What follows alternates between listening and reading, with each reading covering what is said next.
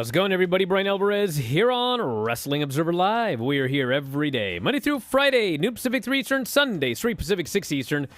Well, it's Wednesday here on this program. You know what that means. We got a lot to get into today. AEW Dynamite coming up tonight. Got some big matches scheduled for that show.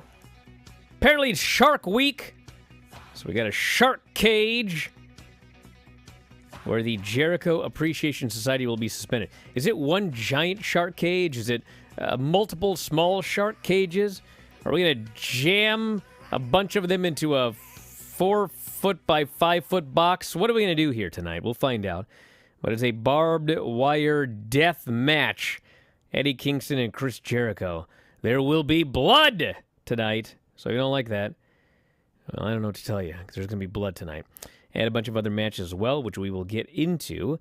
We've also got some notes on Ric Flair, and of course having his last match, but he's also did an interview talking about being removed from the WWE Open and then being put back in, which is interesting, probably not for the reasons that you're thinking, but I'll talk to you about that today. We've got the Raw ratings from Monday night. Raw did much better than expected, going head-to-head with the Home Run Derby, a shockingly good number. And as it pertains to WWE and shocking, that NXT Women's Battle Royal, it's not going to win a single vote for Match of the Year, don't get me wrong. But that was so much better than I expected it to be.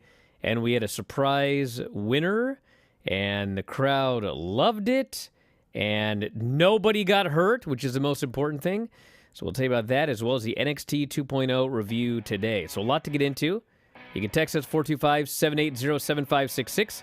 Back in a moment with more Wrestling Observer Live.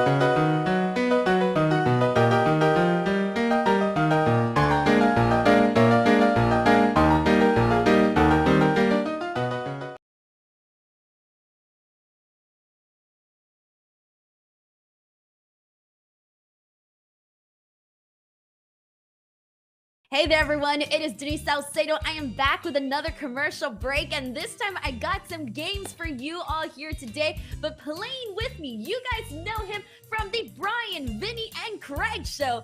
Craig Proper. What's up, Craig? Hi, how are you doing? First game that we are playing is Can You Spot the Difference? I'm going to give you 30 seconds per photo to spot. Back in the show, Bryan Alvarez here, Wrestling Observer Live. Mike Sempervive, also of WrestlingObserver.com. We got a lot of news to get into here today, but I am going to start with a note on NXT 2.0. I realize I say it's my favorite show. It's really not my favorite show, but I think it's fair to say that I enjoy the show more than most. Would that be fair? I think I enjoy the show. That would be fair, yeah. More than most, yeah. Uh-huh. But listen, okay?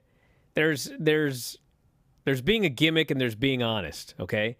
And I don't want to hear anybody try to tell me that Battle Royal was bad, okay? Was it the match of the year? Absolutely not. But you know what?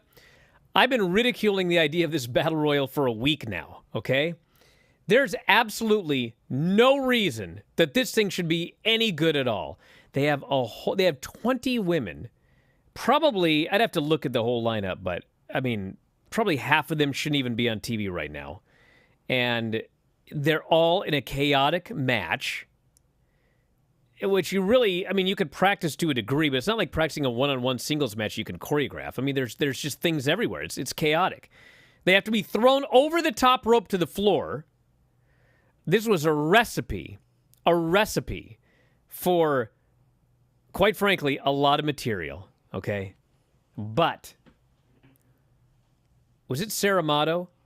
Who put this together? Whoever put this together needs a raise immediately, okay? So they had 21 women, actually, because Zoe Stark comes out as the surprise number 21. She hasn't been around since November when she tore something in her knee. I can't remember which ligament it was, but she's been out for 8 months.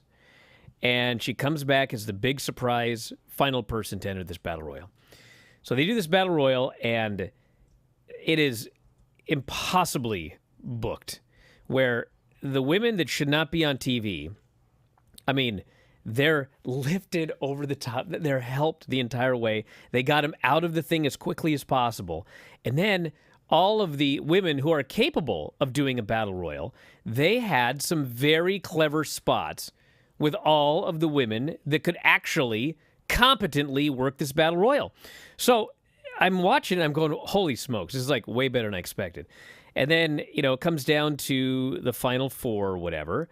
And then we've got Tiffany Stratton and Zoe Stark. They're the last two in there. And it wasn't perfect. And the funny thing, actually, is that Tiffany Stratton was like an excellent high-level gymnast, and she's so tired she can't do a skin the cat at the end. That was something to see. But then she immediately does a round-off 2 back handsprings into the corner. She could pull that off somehow. But anyway, they're going back and forth, and they're throwing each other. And there were some dumb spots, like, Wendy Chu gets thrown over the top, but she lands on her own pillow. But they don't count that as being on the floor, which I've argued this many times. It's preposterous. I mean, so anyway, she gets back in the ring, and then she gets thrown out again. So Tiffany Stratton, she gets thrown out, but only 1 foot touches. They're doing the, back and forth and whatever. And finally, she gets tossed out, and Zoe starts, and everyone starts cheering. She's the winner, blah, blah, blah. And as she's cheering, just like in every Battle Royal, you see the diabolical Cora Jade, who just turned heel, sneak into the ring. And she's down in the corner, and she's ready to pounce. And everyone's like, no! And she runs at Zoe Stark, and Zoe ducks, boom, and she throws her over the top to the floor and eliminates her. It was so good. And then the fans are like going crazy because they saw this miracle Battle Royal. And then, everyone's cheering for Zoe Stark. And Zoe Stark, she goes over and she points at Mandy Rose, who's on the whatever. And they point out Mandy Rose and Toxic Attraction are the ones that jumped and injured Zoe Stark 8 months ago. Now Zoe Stark has won this Battle Royal. She gets a shot at Mandy Rose for the title. I was like, what the heck? How did they pull this off? How? But I am a man who is willing to say I was wrong. I was wrong. I thought this was going to be horrible. I was so excited to watch this match. I was more giddy than I am right now. I'm like, oh man, let's see what's going to happen. I can't just wait to see what Yulissa Leon does in this match. And dude, They pulled it off. It's like, if they would have done this Battle Royal 100 times, I'm not sure any of them would have been better than this one. It was good. So anyway, that was the main event of NXT 2.0, and they did it, so good for them. I am nothing if not a fair man. Oh, yeah? I am. And I was not looking forward to that. That's a lie. I was looking forward to the Battle Royal because I thought it was going to be a bunch of knees and elbows and fists flying, back fists in people's faces, and a foot catching somebody in the nose as they get tossed over the top rope, but we didn't get that. And the build-up to it, we only heard from a handful of people. The people you would expect to hear from, Nikita Lyons, Lash Legend, those types of people leading into it, Tiffany Stratton, so you knew it was going to be about the bigger names when it all shook out. And it was. Zoe Stark makes her re-debut, and I know probably there are people that have their favorites in NXT, and Zoe Stark may not be one of them.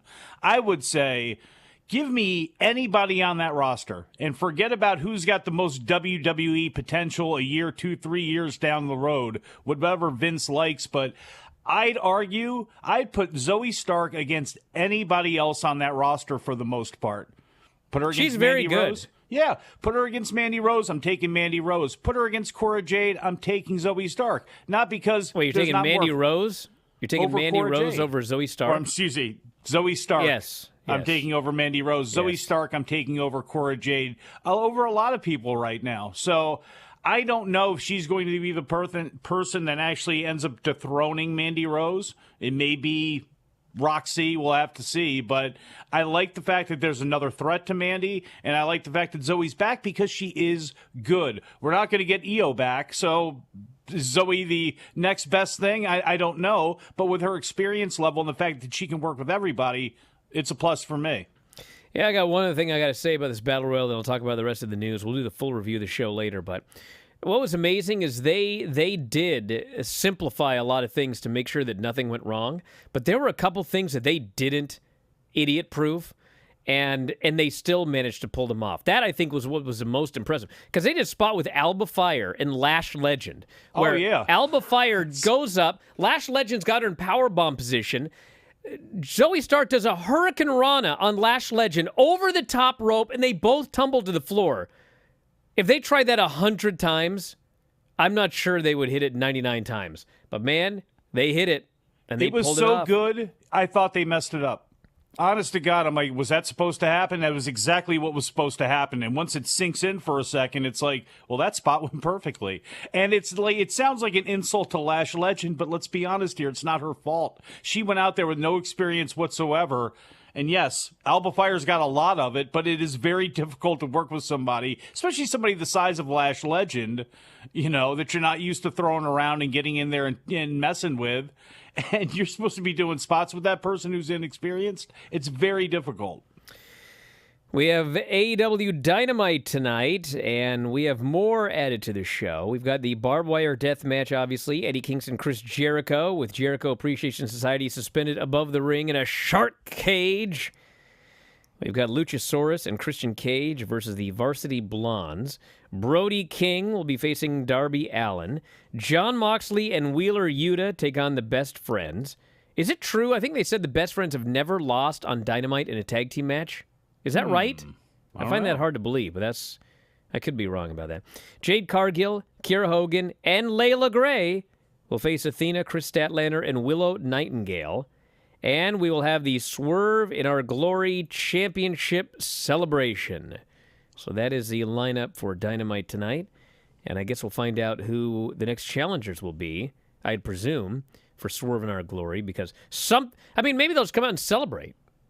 That'd be new. It's possible. They celebrate. They drop the confetti and the balloons. They go, we did it! And then they go, to the back! Then we go to another segment. Ooh, yeah, confetti. Skeptical that that's exactly what's going to happen right there. Hey, Brian.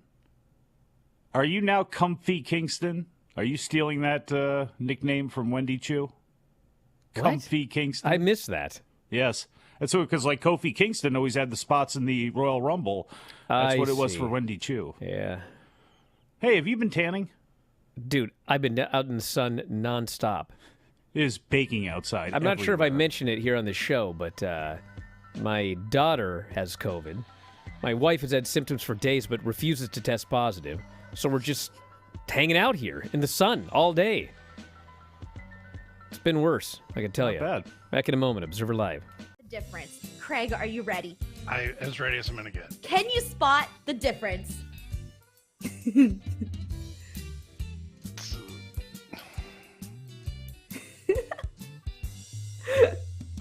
I can see you thinking, Craig. Oh my goodness. 15 seconds have gone by. Yikes. Time is... It's the star on Brett's boot. Yes, yes. All right, you got it. For those of you who are watching the video, it is definitely the star that is missing in Brett's boot over on the right image. What is different in this picture?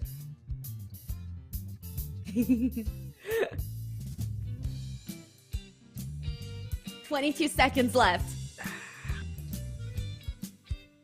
17 seconds. We're down to the wire, Craig. Oh my goodness. 10 seconds. 9, 8, 7, 6, 5, 4, 3, 2, 1.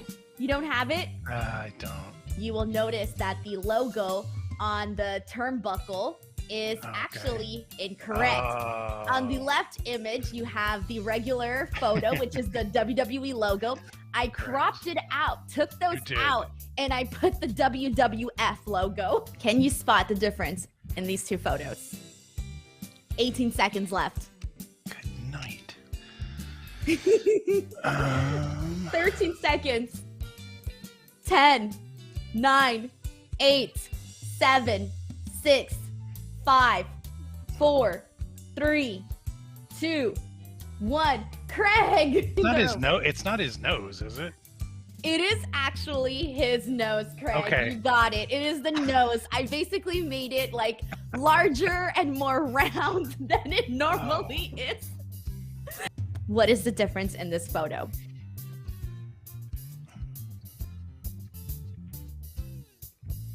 $19 seconds left. Oh no, Craig. 9, 8 seconds.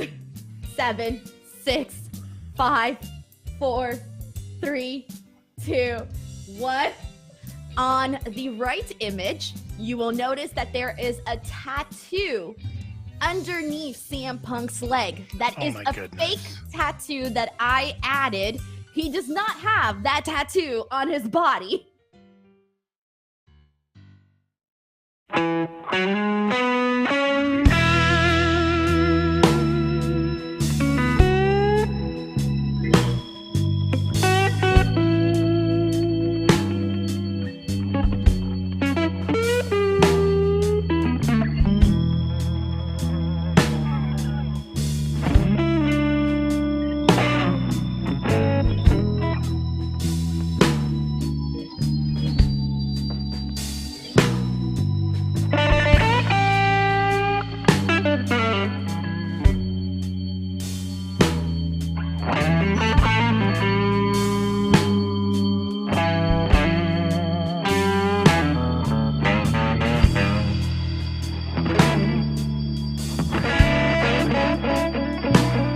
Back in the show, Bryan Alvarez here, Wrestling Observer Live. Mike Sempervive, also of WrestlingObserver.com.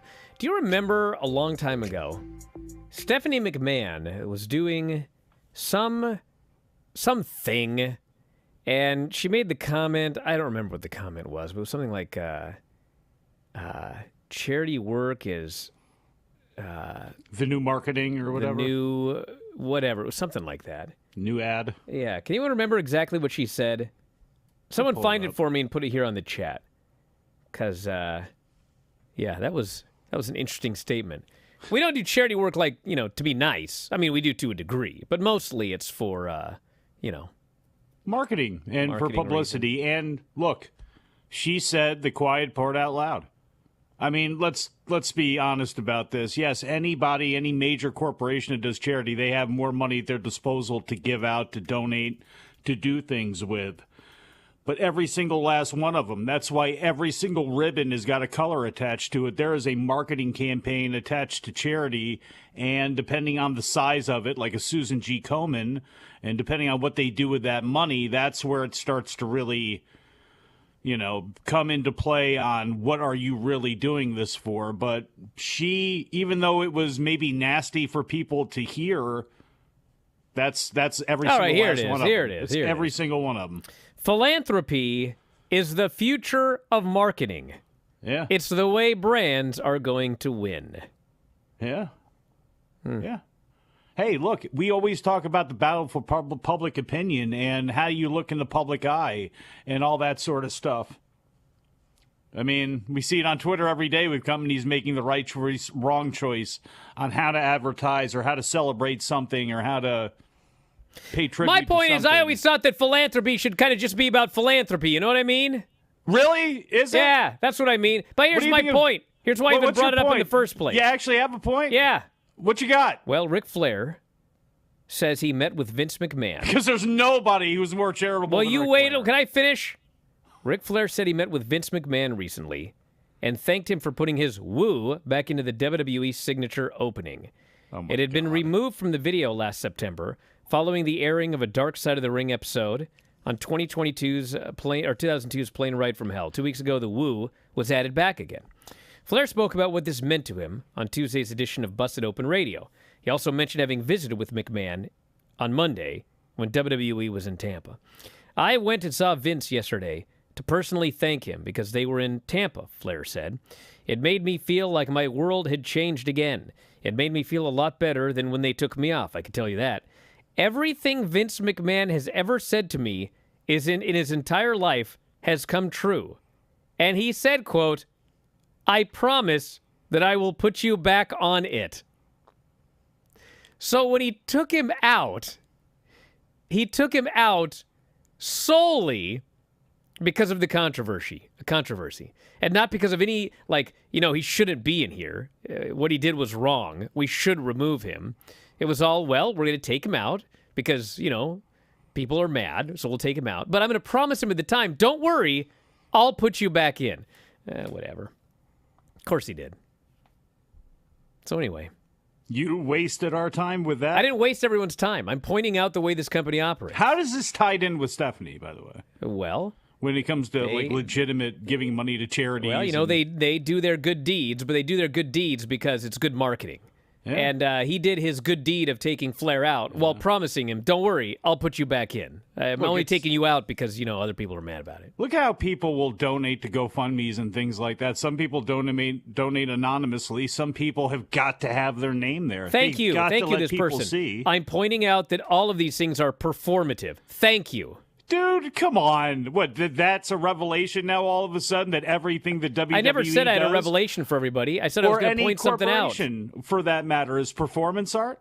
I mean, every corporation does this. That's all performance art. And the same WWE is just an extra special layer of it. And to do anything with Ric Flair, who was his professional career was placed into question into his mind when Vince took him out of the opening.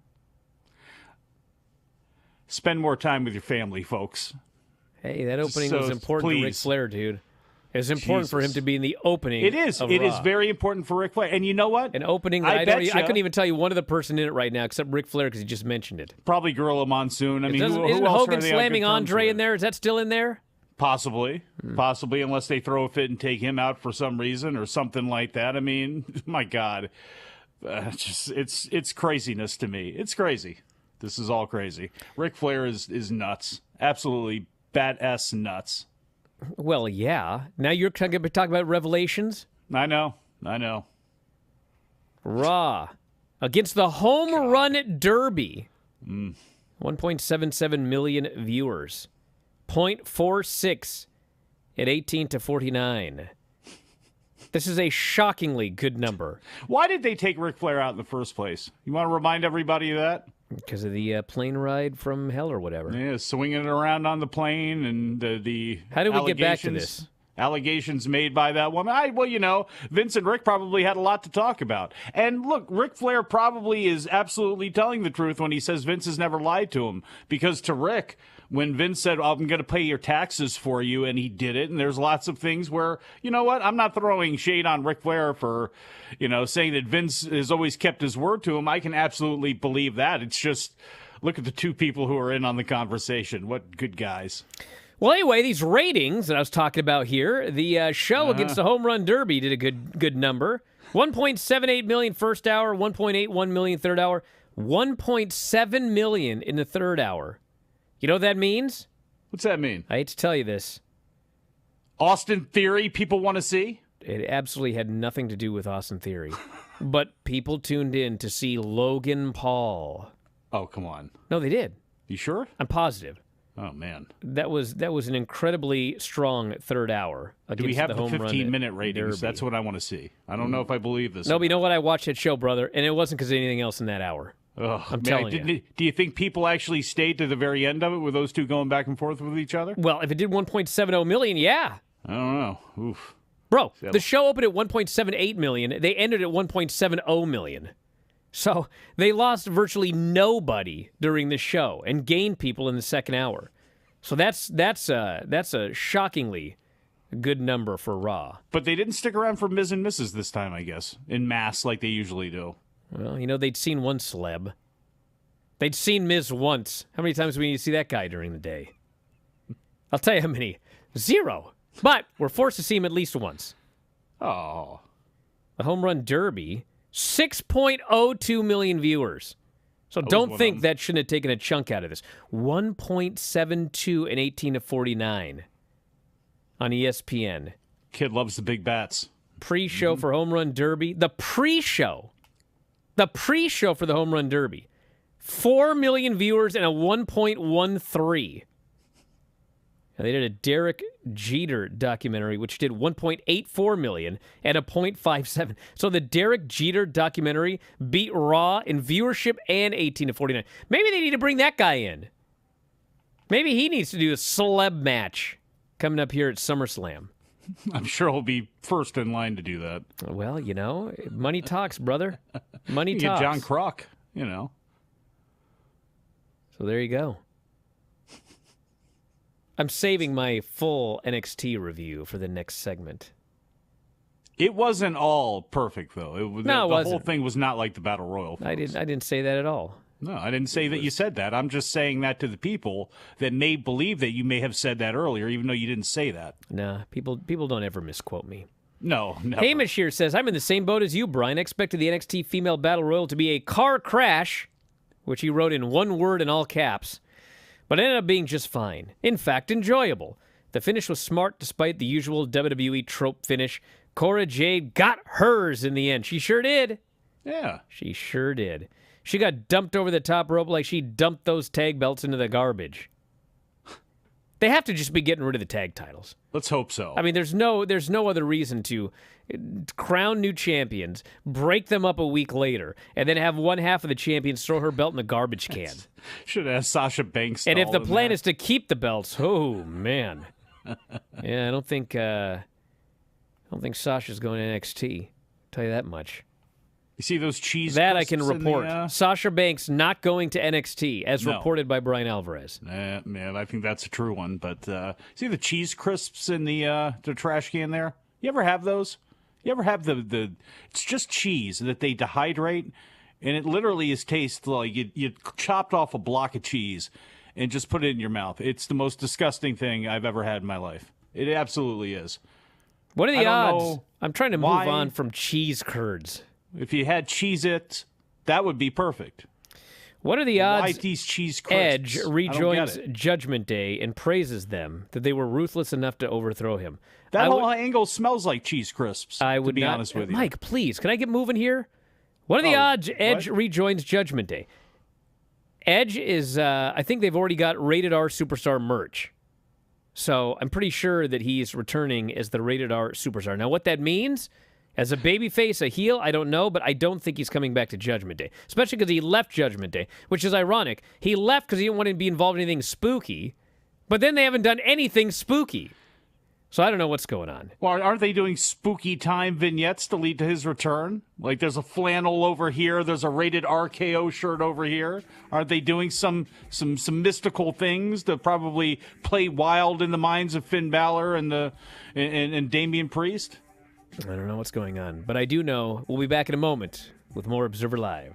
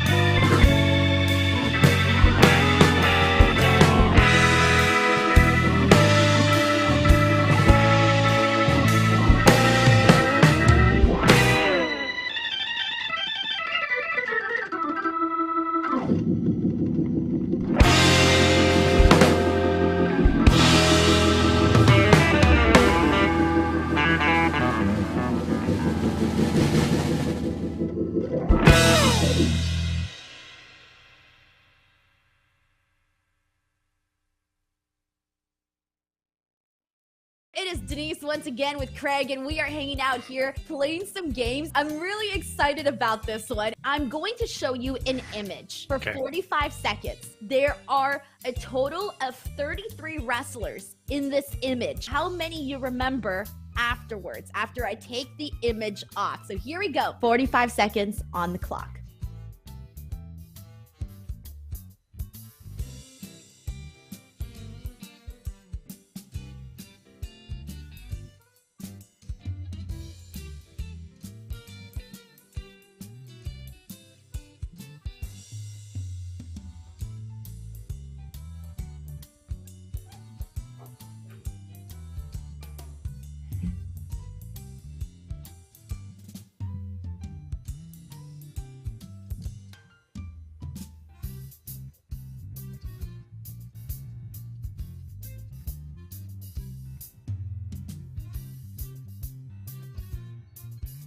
And time is now up. Okay. So, Craig, what do you have for dinner? Back in the show, Bryan Alvarez here, Wrestling Observer Live. Mike Sempervive, also of WrestlingObserver.com. Sad to see nobody give NXT 2.0 a chance. It has improved. It was miles better than Raw and SmackDown this week. Wait, who are you talking about? NXT. You don't know if people are taking... Well, you've been talking to Dom during the break. I've been reading the chat. Now, Man. let's talk about this show. It opened up with J.D. McDonough and Cameron Grimes, which was a good match because, in fact, Cameron Grimes is a great worker.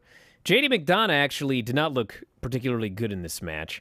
I think this is his second match in 3 months. He had one match on a house show with Braun Breaker, and then he's in here doing this and looked like actually at one point he took like some move. I think it was like a kind of a uranage, spinning uranage. It looked like he smashed his head on the mat. So he ends up hitting his Saito suplex or whatever and pins Grimes. I will get more into this in a bit, but Grimes loses.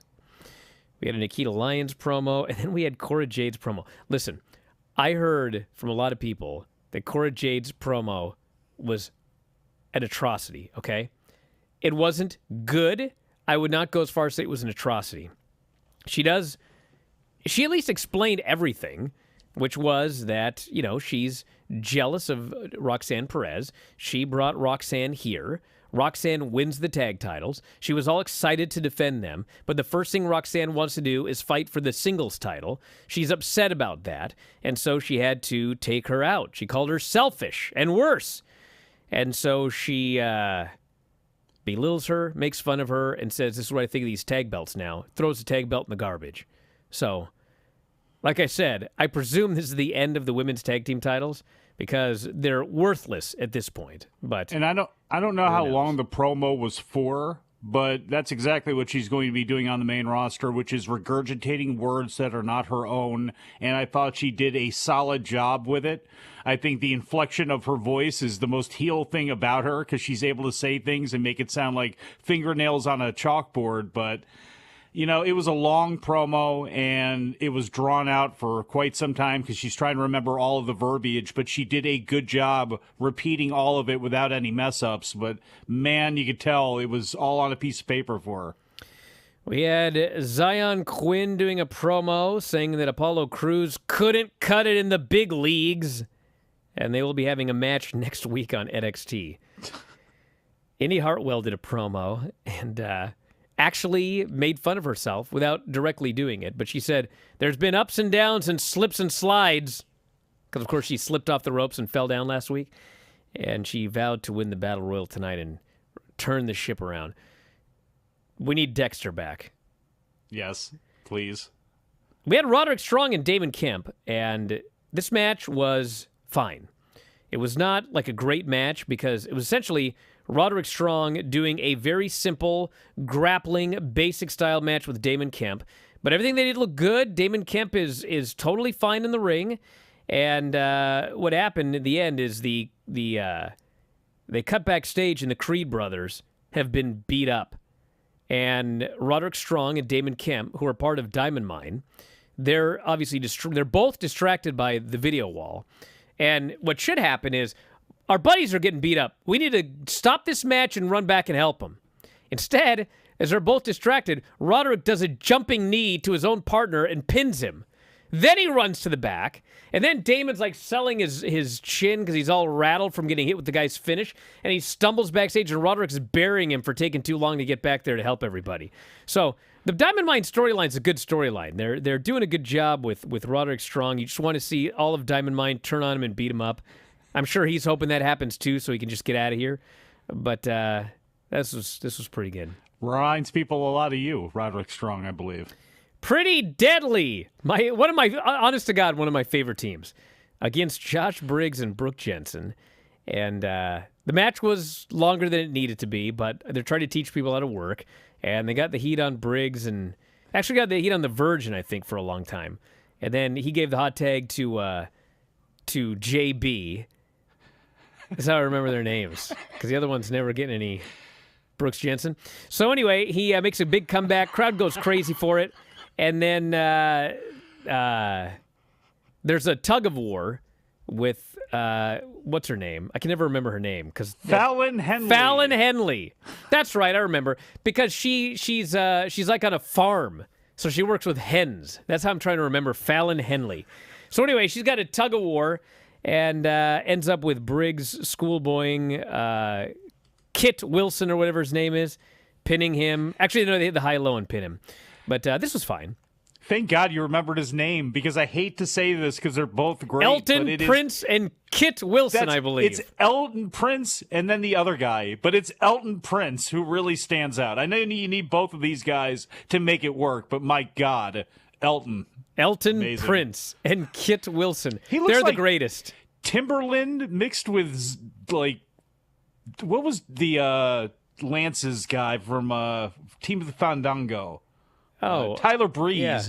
He's like this weird mix of people. He's amazing. Listen, of all of the people that I've ever said are can't miss on the main roster, literally, pretty deadly, They have to be at the very top because there's nothing that Vince could want to change. I guess maybe he could want them to be a little bit bigger, but they're tall. They have great hair. They're good looking. Yes. They've got a total sports entertainment gimmick. They work his total up his alley style, just every basic pro wrestling, old school tag. And Vince is a tag team fan. They're perfect for Vince McMahon. I don't know what they're doing stuck here. Oh, my God. But can you imagine bringing them up? They'd be immediately maximum male models. Then we've got, that's fine. That might actually turn that act around.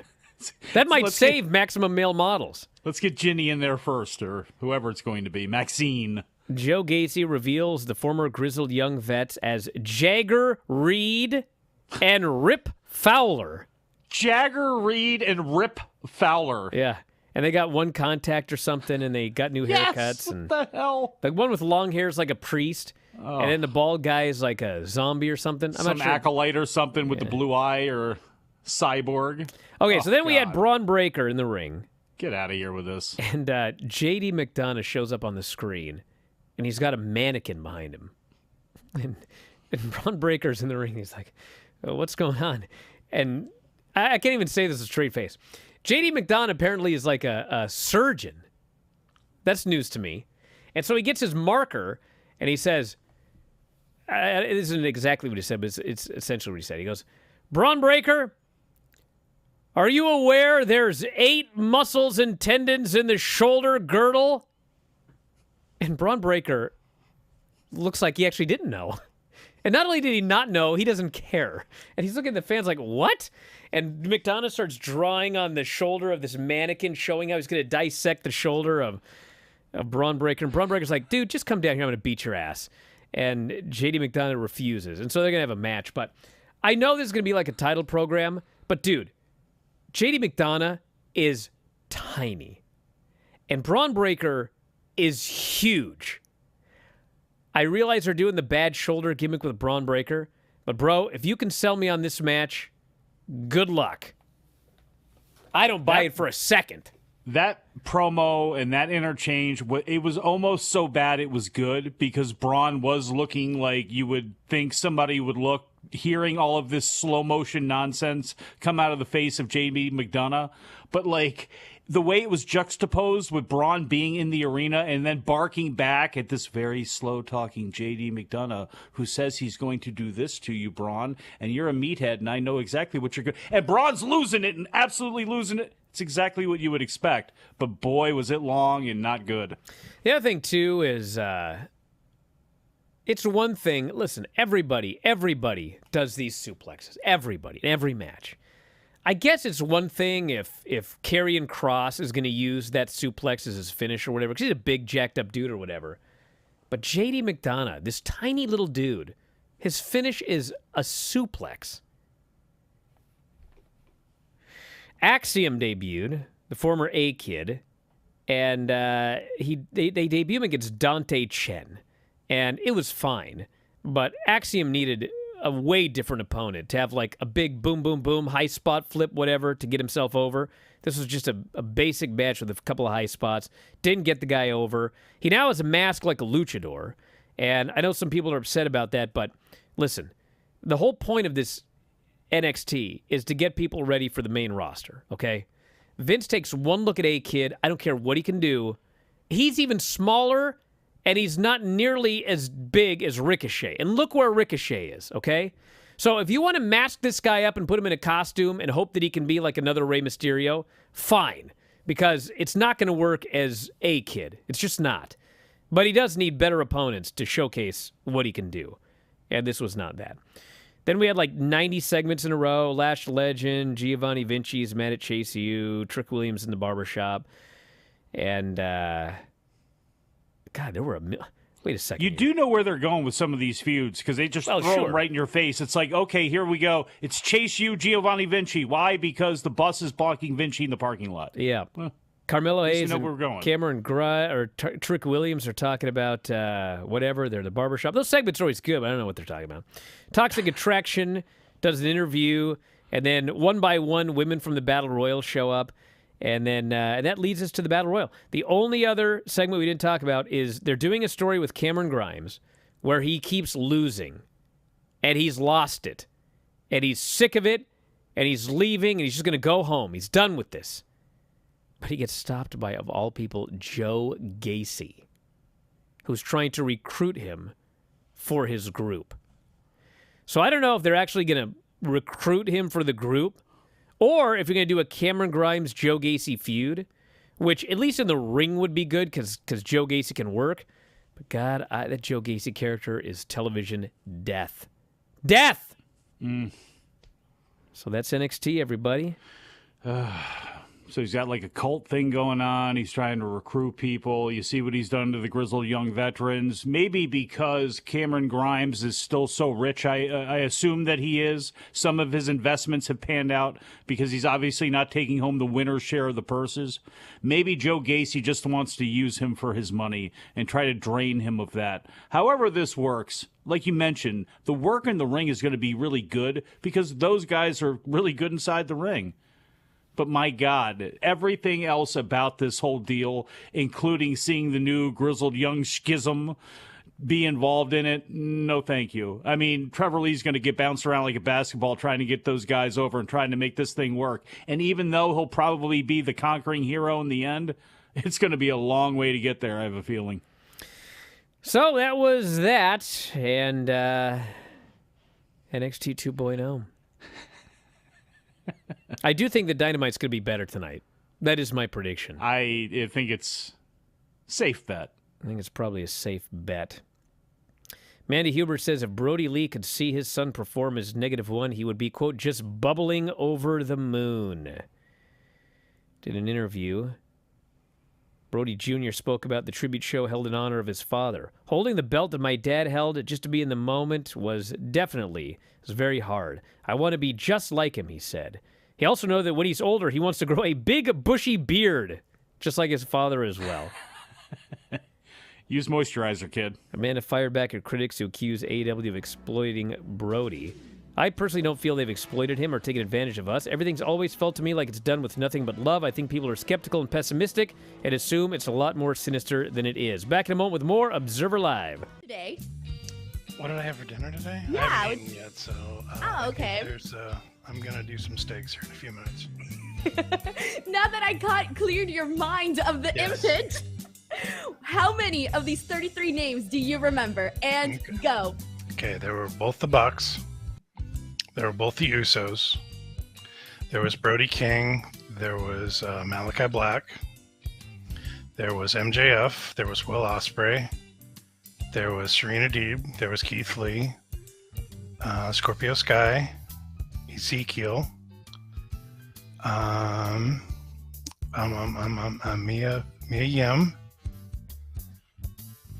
I saw Seth. I saw Phoenix. And this is where it gets tough. Pac was in the middle. Andrade. 17. So you're at 17 right now. Okay. Oh man. I said Serena.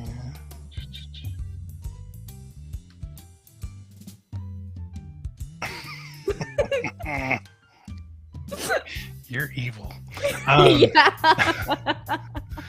It's amazing. Oh my goodness, I think I'm gonna have to call it. All right, so you were missing a total of 16. Now, that's okay because I'm going to show you this image one more time. Someone has been removed and someone has been added. Okay. Here we go. Alrighty.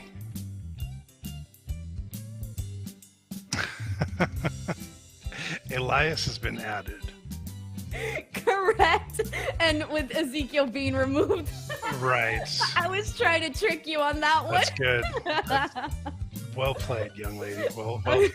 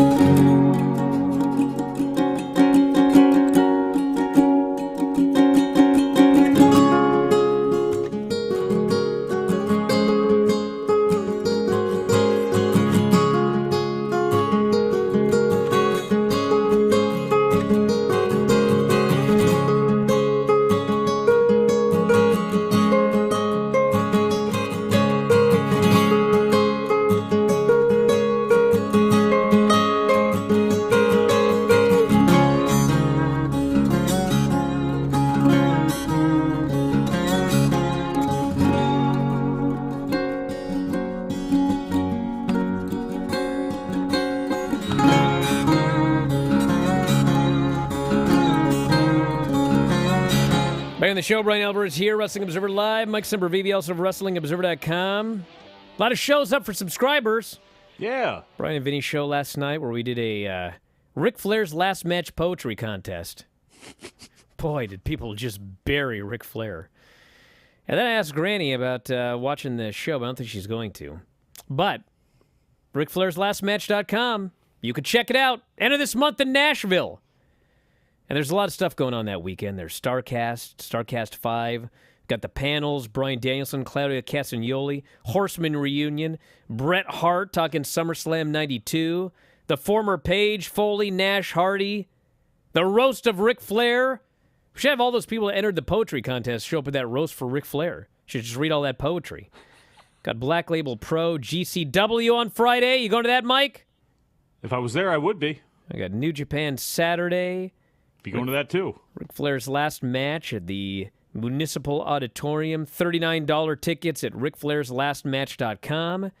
And if you don't want to watch Ric Flair's last match, well, you can watch a lot of other stuff because they got matches from the NWA, MLW, AAA, Impact, New Japan, Ring of Honor, AEW. And yes, believe it or not, the main event with Ric Flair's last match has a WWE executive on one side and an AEW wrestler on the other side. That would have been unheard of. I mean, last week, actually. But Jeff Jarrett is a hero. That's what they're doing. Jeff Jarrett. This guy's all over the place. SummerSlam, Ric Flair's last match, everywhere. So anyway, pay-per-view, cable, satellite, fight, RicFlairsLastMatch.com. And we are out of time, everybody. What's today, Wednesday? I'll be back later on tonight with Dave, Wrestling Observer Radio for subscribers to WrestlingObserver.com. We'll talk AEW Dynamite and so much more. And all the news, the G1. I got to watch Day 3. Got to watch Filthy. So check it out, everybody. We'll talk to you next time, Wrestling Observer Live.